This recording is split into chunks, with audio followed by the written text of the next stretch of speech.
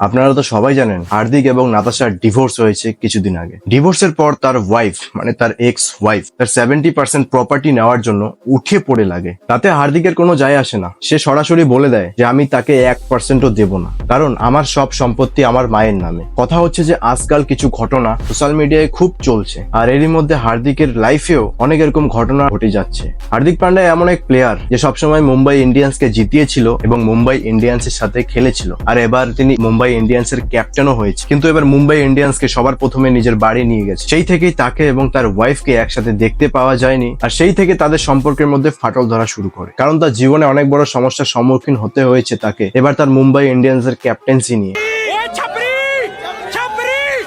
হার্দিক তার বউকে নিয়ে কোথাও যেত না, আর সোশ্যাল মিডিয়া তাদের একসাথে ফটো এবং ভিডিও ছাড়াটাও বন্ধ করে দেয়। তবে আস্তে আস্তে হার্দিক এবং হার্দিকের বউ আলাদা হওয়ার পর হার্দিকের বউ তার ইনস্টাগ্রাম থেকে তার নাম এবং তার সাথে ছাড়া ফটো এবং ভিডিও সবকিছু ডিলিট করে দেয়। শুধু তার ছেলের ফটো ছাড়া সোশ্যাল মিডিয়ায় যতগুলো হার্দিকের সাথে ফটো ছিল সব ডিলিট করে দেয়। আর হার্দিকও চায় না তার ওয়াইফের সাথে থাকতে, এবং তাদের মধ্যে খুব ঝগড়া হয়। খুব প্রচুর পরিমাণে ঝগড়া হতে হতে যখন ডিভোর্সের সিদ্ধান্তে পৌঁছায়, তখন তার ওয়াইফ দাবি করে তাকে 70% প্রপার্টি দিতে হবে, কারণ তাদের একটা ছেলে আছে। তখন হার্দিকের ওয়াইফ ইনস্টাগ্রামে একটা পোস্ট করে, এবার রাস্তায় আসতে চলেছে, মানে বোঝাতে চেয়েছে যে এবার হার্দিক পান্ডিয়া রাস্তায় আসতে চলেছে। এই লাইনটা দেখে হার্দিকের ফ্যানরা ভাবতে থাকে এবার হয়তো সত্যি সত্যি হার্দিক পান্ডিয়া রাস্তায় আসতে চলেছে, কারণ যখন তাদের ডিভোর্স হবে তখন তার 70% সম্পত্তি তার ওয়াইফকে দিতে হবে, কারণ তাদের একটা বাচ্চা আছে। সেই জন্য সবাই ভাবতে থাকে যে এবার হয়তো হার্দিক পান্ডে রাস্তায় নেমে যাবে। নাতাশার এই পোস্টটা দেখার পর হার্দিক নিজেও একটা পোস্ট করে যে আমার গাড়ি, আমার বাড়ি, আমার টাকা, আমার পয়সা, আমার কাছে কিচ্ছু নেই, কারণ এই সব কিছু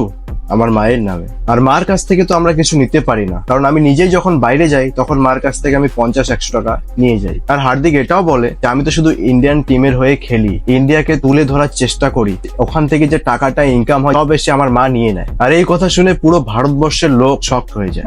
মানে তার ভাবনাটা কোন লেভেলের। মানে এটা তার আগে থেকে জানা ছিল যে কোনোদিন যদি এমন হয় তাহলে কাউকে আমি 1 টাকাও দেবো না, আমার সম্পত্তির 1% ভাগও দেবো না। Heads up brother.